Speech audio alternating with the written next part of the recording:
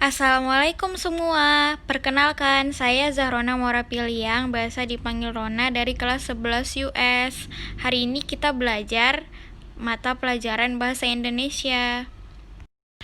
Nah, teman-teman, di sini kita akan bahas tentang teks ceramah. Nah, mari kita lihat slide berikutnya. Nah, teman-teman, di sini kita akan membahas tentang pengertian ceramah. Apa itu ceramah? Ceramah adalah sebuah kegiatan penyampaian pesan yang memiliki tujuan untuk memberikan nasihat, petunjuk, ataupun petuah pada para pendengar secara lisan. Teman-teman pernah mendengar kata khotbah belum? Ya, ceramah dan khotbah adalah pidato yang menyampaikan atau menyiarkan ajaran-ajaran agama. Jadi teman-teman, ceramah dan khotbah itu sama saja dengan pidato, tetapi lebih ke arah agama. Nah, saya harap teman-teman semua sampai sini paham ya. Nah, teman-teman, setelah kita membahas tentang pengertian ceramah, maka kita masuk ke ciri-ciri ceramah. Nah, ciri-ciri ceramah ada 6 poin ya teman-teman, bisa dilihat di slide ini. Nah, yang pertama yaitu ceramah disampaikan oleh orang yang mempunyai keahlian dalam bidang maupun ilmu tertentu. Yang kedua yaitu mempunyai struktur, yaitu ada atas pendahuluan, isi, dan penutup. Yang ketiga ada isi ceramah sesuai dengan kegiatan yang ada. Keempat, isi ceramah wajib objektif, jelas, dan benar. Yang kelima, isi ceramah tidak akan menyebabkan pertentangan di masyarakat, yaitu tidak menyinggung berarti ya. Dan yang keenam, ada bahasa yang dipakai penceramah gampang dipahami pendengar. Maksudnya itu adalah agar penceramah tidak menggunakan bahasa yang berbelit-belit ataupun bertele-tele. Nah, teman-teman, setelah kita mengetahui ciri-ciri ceramah, maka untuk menjadi penceramah yang baik ada tips-tipsnya, yaitu seperti yang ada di slide ini.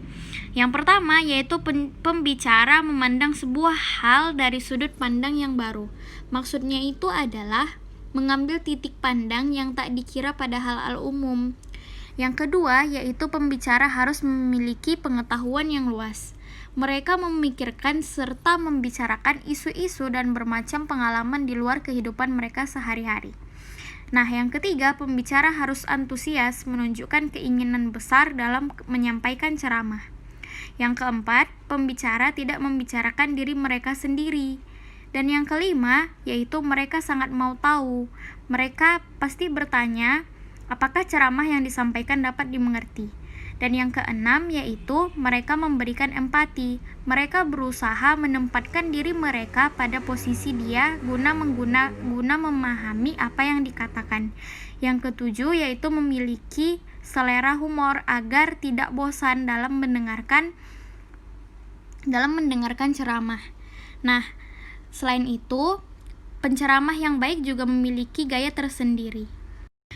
Nah, setelah kita mengetahui bagaimana cara menjadi penceramah yang baik, maka kita akan belajar tentang jenis-jenis ceramah. Jenis-jenis ceramah terbagi menjadi 2, yaitu ceramah umum dan ceramah khusus. Nah, ceramah umum yaitu tujuannya guna memberikan suatu nasihat serta petunjuk-petunjuk yang diarahkan pada khalayak ramai atau masyarakat luas. Biasanya bersifat menyeluruh. Maksudnya tak ada batasan untuk audiensnya.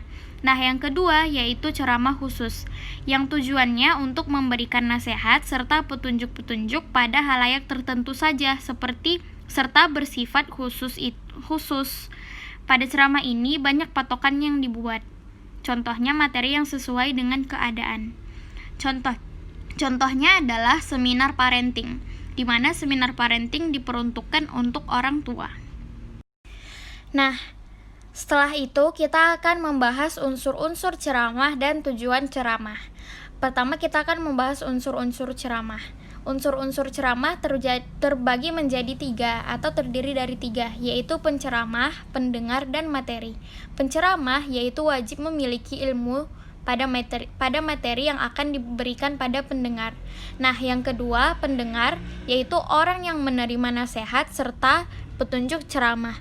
Yang ketiga yaitu materi, diberikan dalam ceramah asalnya dari ajaran-ajaran suatu agama. Nah, kita akan membahas tujuan ceramah. Tujuan ceramah yaitu terdiri dari informatif, persuasif, argumentatif, deskriptif, rekreatif, dan naratif. Informatif di sini maksudnya yaitu memberikan informasi pada pendengar tersebut tentang sebuah hal. Nah, yang kedua, persuasif yaitu mengajak pendengar agar mengikuti apa yang pembicara sampaikan. Nah, ada argumentatif yaitu meyakinkan pendengar. Nah, deskriptif yaitu menggambarkan atau melukiskan keadaan. Rekreatif yaitu menghibur pendengar agar pendengar tidak bosan dalam mendengarkan ceramah. Nah, setelah itu kita akan bahas kaidah kebahasaan. Kaidah kebahasaan teks ceramah, yaitu ada memakai kalimat simpleks, tunggal, kompleks, serta majemuk. Yang kedua, memakai kata kerja mental seperti memprihatinkan. Yang ketiga, yaitu kalimat sifatnya deklaratif serta imperatif atau persuasif, ajakan.